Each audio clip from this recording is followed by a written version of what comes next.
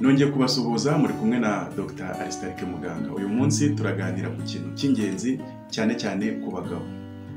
Prostate. Prostate ni iki?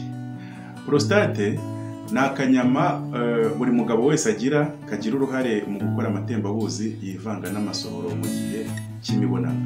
Ako kanyama kaba kari munsi gato y'uruhago, aho umuyoboro w'inkari usohokera mu ruhago, kakaba kameze nk'akazengurutse umuyoboro w'inkari, ku buryo iyo prostate ibyimbye iba ishobora gufunga umuyoboro w'inkari binyuze mu kuwuniga, niko twabyita. Ubusanzwe amasohoro y'umugabo aba agizwe n'uruvange rw'amazi, umushongi n'ururenda bivanga n'intangangabo bigasohoka.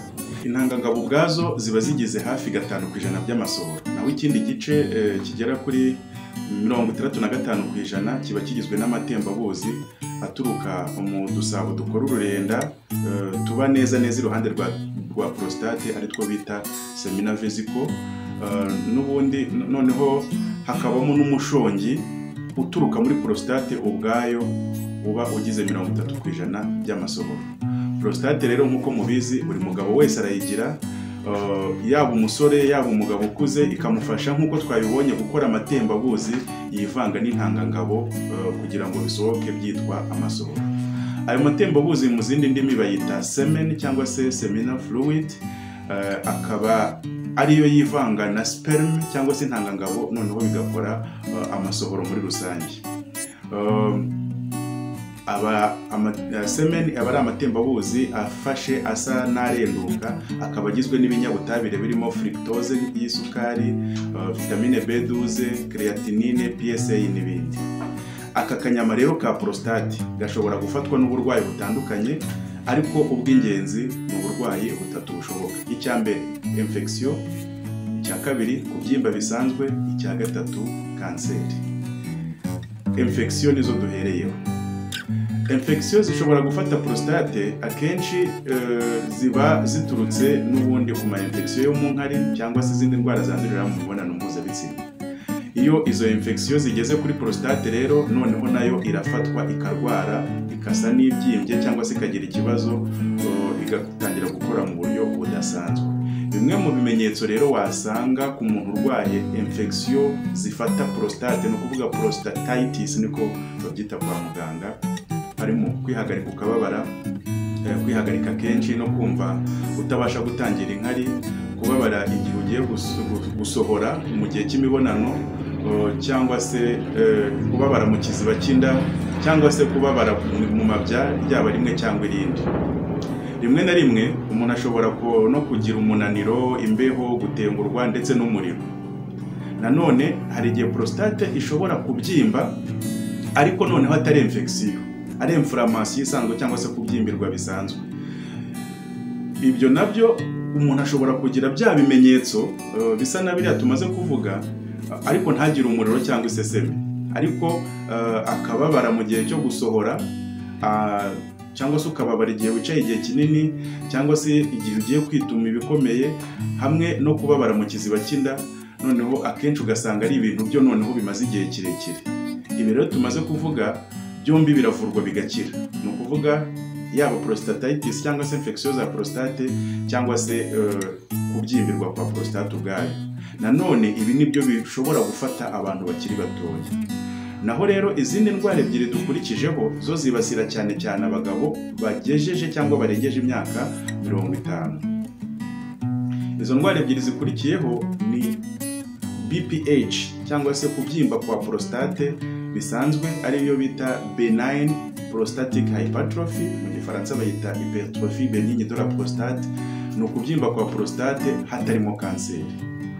Uko umugabo agenda akura mu myaka, ni nako prostate ye igenda yiyongera mu bunini cyangwa ikabyimba muri makeya. Akenshi rero ku bagabo bakuze, cyane cyane abari mu myaka ya 60-70, prostate igeraho igafunga neza umuyoboro w'inkari, ku buryo kwihagarika byanga. Bitangira umuntu asigaye ajya kwihagarika, inkari ntizishire mu ruhago, zigasa n'izisigayemo, ariko yakwikanira ntizize, akajya yihagarika duke inshuro nyinshi, cyangwa se ntabashe gutungereza ngo ageze kure. Amaherezo prostate igeraho noneho igafunga umuyoboro w'inkari nk'uko twabibonye, maze zikanga gusohoka burundu. icyo gihe rero nibwo bamushyiramo icyo bita sonde. Sonde ni agaheha nyine binjiza mu gitsina kakagufasha kuzajya wihagarika.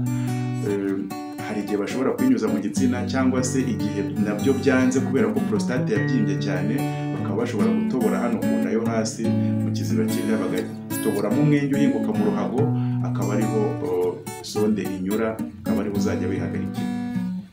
Iyi BPH rero ntabwo iba ari kanseri, ariko nanone kuyivura bisaba gufata imiti akenshi ihenze cyane, ishobora kugabanya uriya musemburo wa kigabo witwa testosterone, noneho bigatuma prostate itangira kugenda ibyimbuka. Iyo byanze barayibaga bagakuramo akanyama mo hagati mu mwenge unyuramo wa muyoboro w'inkari, ku buryo inkari zibasha gutambuka, cyangwa se nabyo byakwanga prostate bakaba bayibaga yose bakayikuramo, nabyo bibaho. Reka noneho tuve kuri iyo BPH tujye ku burwayi bwa prostate noneho bwa kanseri. Kanseri ya prostate. Kanseri ya prostate ni kanseri iza ku mwanya wa 5 muri kanseri zihitana abagabo. Iza nyuma ya kanseri y'ibihaha, kanseri y'umwijima n'izindi kanseri zishobora guhitana abagabo, ariko iri ku mwanya wa 5. Bavuga ko ari kanseri ya prostate iyo prostate yabyimbye ariko none ikazanamo uburwayi bwa kanseri. Iyo bafashe akanyama bita biopsy basanga harimo kanseri. Ubusanzwe hafi buri mugabo umwe mu bagabo 8 abazarwara kanseri mu buzima bwe igihe azaba ageze mu zabukuru. Ubwo umwe mu bagabo 8 abazarwara kanseri. Ikunze rero kwibasira abagabo barengeje byibura imyaka 50. Cyakoze iyi kanseri ni imwe muri kanseri zishobora kuvurwa zigakira, kandi nimwe muri kanseri zidakura vuba ku buryo umuntu uyirwaye aba ashobora kumara imyaka irenga 5, hagati y'5 n'10 cyangwa inarenga akiriho, niyo yaba wenda nta muti yafashe ugaragara. Kanseri ya prostate ishobora gukira cyane cyane iyo bayivumbuye itaragira amashami mu bindi bice by'umubiri, ari byo bita za metastase, ku buryo ku bantu bayivuje hakiri kare byibura 90% abo bashobora gukira mu gihe batangiye kuvurwa itaragaba amashami. Ariko iyo yamaze kugaba amashami byibura 30% nibo baba bashobora gukira, abandi baba barapfa. Kanseri ya prostate rero ituma imiyoboro y'inkari yifunga ku buryo umuntu nanone agenda na sonde nka kwa kundi twayibonye haruguru. Ishobora kugaba amashami cyane cyane mu magufa y'urutirigongo, ku buryo bituma uyirwaye agira ububabare bukabije, akaba ashobora no kuvunika amagufa y'umugongo, akaba paralize, akagira ibindi bibazo byinshi. Niba uri umugabo rero urengeje imyaka 50, biba byiza gutangira kujya wipimisha buri gihe prostate, ugakoresha umusemburo witwa PSA. Ni ikizame bafata mu maraso bagapima PSA byibura rimwe mu myaka 3, ukareba uko bihagaze kugira ngo kanseri itazaza mubimenye, cyangwa se ya BPH twavuze. Iyo uyu musemburo watangiye kuba mwinshi mu maraso, PSA yitangiye kuzamuka, biba bigaragaza ko prostate irimo irabyimba, hanyuma bagakora ibindi bizame bishobora kugaragaza niba ari kanseri cyangwa se atari kanseri. Twabonye ko rero ziriya infection zisanzwe zo muri prostate zo zishobora gufata abakiri batoya, naho kanseri na BPH byo bifata abagabo bakuze, ariko byose ni bireba prostate cyangwa se ubuzima bakari akanyama abagabo bose bagira kitwa prostate. Niba rero ushaka kwivuza watwandikira kuri www.kwivuza.com cyangwa se ukatwandikira ukaduhamagara kuri ino nimero iri hano hasi. Murakoze. Yari Dr. Esther Muganga.